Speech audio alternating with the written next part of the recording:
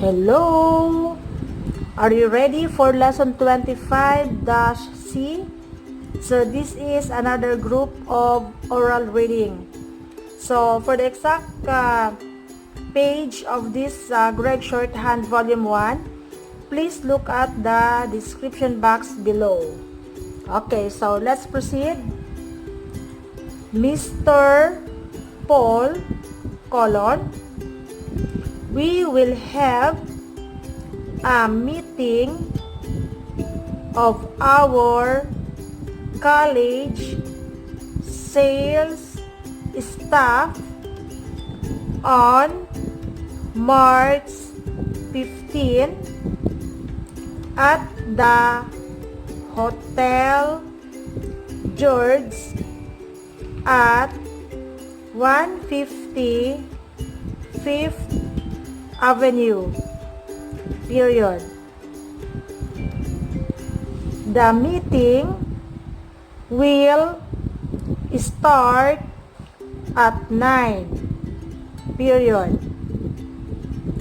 My plans are ready, but I need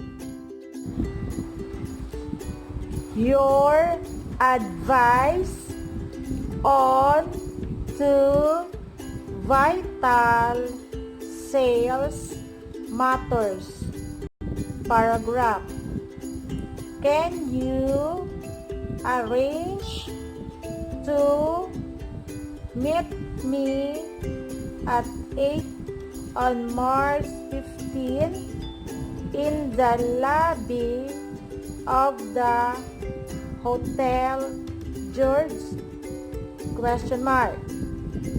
We will have hour or so to talk while we have breakfast in the coffee shop of the Hotel George, period. Horace Small.